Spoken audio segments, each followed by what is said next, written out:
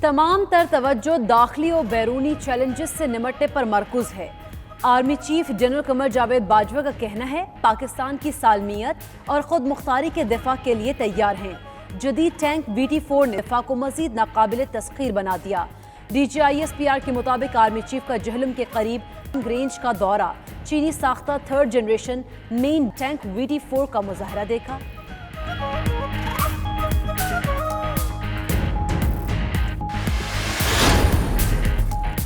एमन field reference Maryam Nawaz का आज इस्लामाबाद हाई कोर्ट में पेश होने का फैसला। ज़राए के मुताबिक इस्लामाबाद हाई कोर्ट का 2 रुकनी बेंच आज मरियम नवाज की अपील पर समाअत करेगा। नवाज शरीफ, मरियम नवाज, कैप्टन रिटायर्ड सफदर की अपीलों पर समाअत होगी।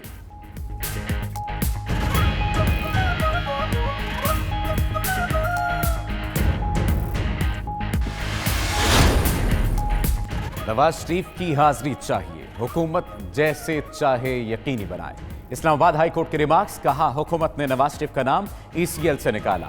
अदालत आज वफाकी हुकूमत की वजह से रुकी हुई है, बाहर भेजते वक्त बताया तक नहीं गया। बालगी का ऑर्डर पास नहीं करेंगे। अदालत ने नवाज शरीफ को वसूल कराए गए वारंट की असल दस्तावेजात तलब कर ली।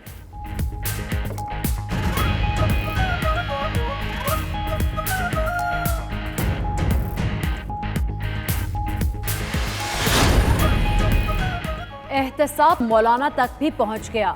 नैब खैबर पख्तूनख्वा ने फजलुर रहमान को आमदन से जायद असासों के केस में 1 अक्टूबर को तलब कर लिया। फजलुर रहमान का कहना है कोई नोटिस नहीं मिला। मौलाना ने बिलावल भुट्टो से मुलाकात भी की।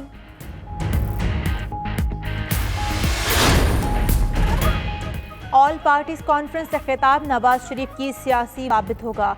APC से कोई नहीं, उनके मकासद से कौम आगाह है। वज़ीर-ए-आज़म इमरान खान की काबीना इजलास में गुफ्तगू।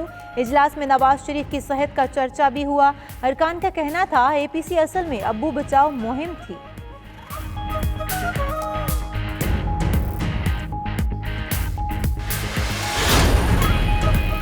नवाज शरीफ की डॉन लीग्स वाली टीम पार्टी पर मुकम्मल तौर पर हावी हो चुकी। स्पीकर पंजाब असम्बली चौधरी परवेज इलाही का कहना है फौज आईनी इदारा है। नवाज शरीफ आइन शिकनी के मुर्तकिब हुए। नवाज शरीफ बानी MQM के नक्शे कदम पर चलते हुए उनका अंजाम भी जहन में रखें।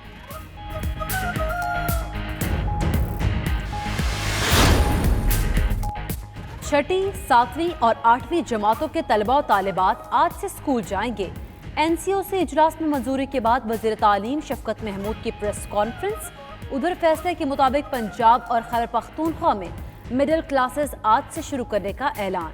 सिंध हुकूमत 28 सितंबर से क्लासेस शुरू करने के फैसले पर कायम।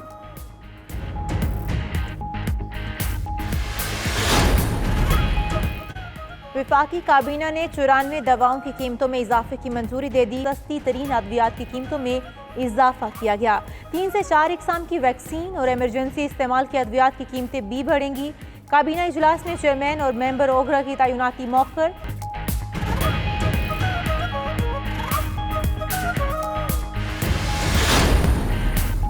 रावलपिंडी में ज्वाइंट स्टाफ हेडक्वार्टर्स में तकरीब तकसीम एजाजात। स्ट्रेटेजिक तंजीमों के नाम पर साइंसदानों और इंजीनियर्स को सिविल अवार्ड से नवाजा गया। ISPR के मुताबिक सदर की जानिब से एजाजात chairman joint chiefs of staff committee ने तकसीम किए। जनरल नदीम रजा ने साइंसदानों और इंजीनियर्स के खिदमात को सराहा।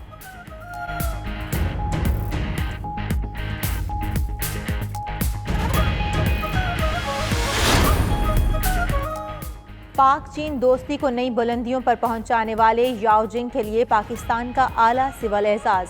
सदर मुमलिकत आरिफ अलवी ने चीन के सफीर याओ जिंग को हिलाल पाकिस्तान का अवार्ड दिया।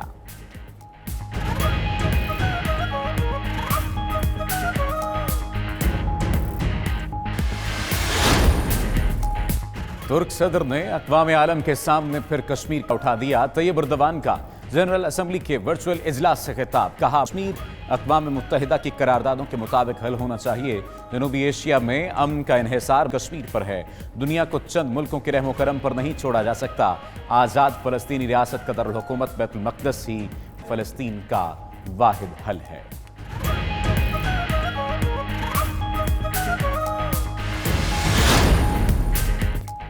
PCB नेशनल T20 कप में 90 लाख रुपए की इनामी रकम तकसीम करेगा।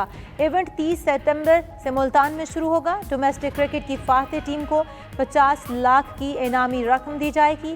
دوسری فائنلسٹ ٹیم 25 لاکھ کی حقدار ٹھہرے گی۔ ٹورنامنٹ کے بہترین کھلاڑی، بیٹسمین، باؤلر اور وکٹ کیپر کو 1-1 لاکھ ملیں گے۔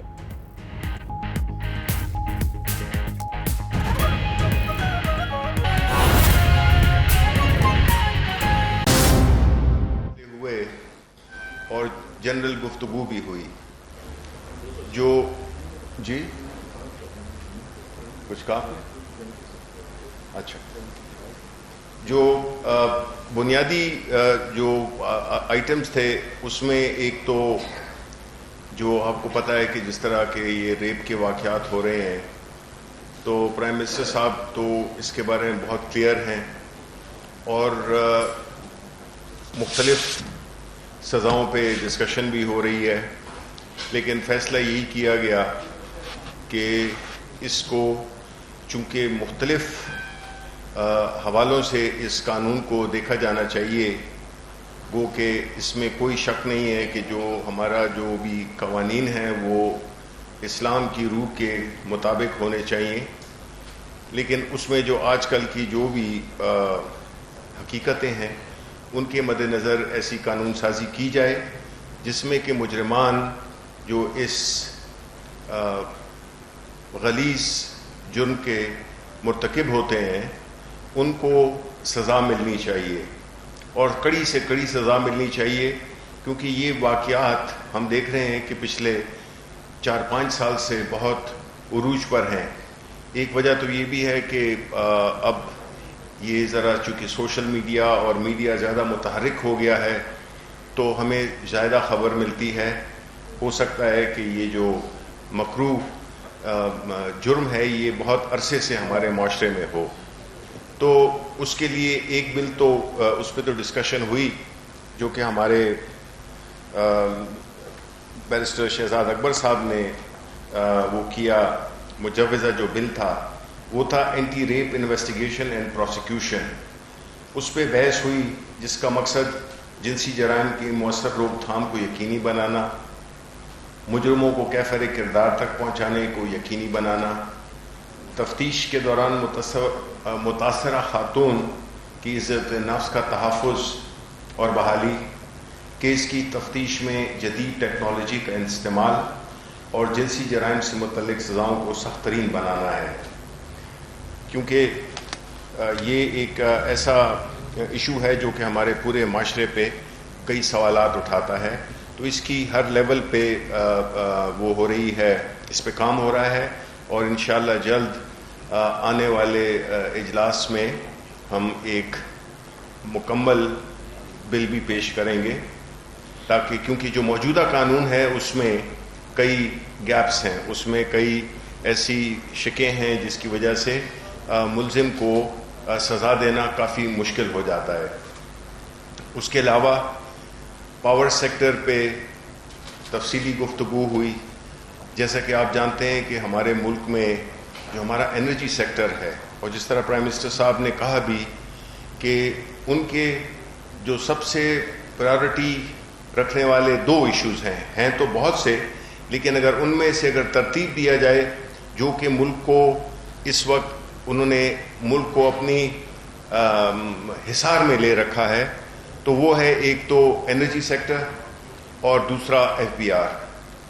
انرجی سیکٹر میں پرائم منسٹر صاحب کی کو مختلف پریزنٹیشنز بھی دی گئیں، کیبنٹ کمیٹی آن انرجی ان کے جو ارکان تھے، اسد عمر صاحب اس کو چیئر کرتے ہیں، میں بھی اس کا حصہ ہوں،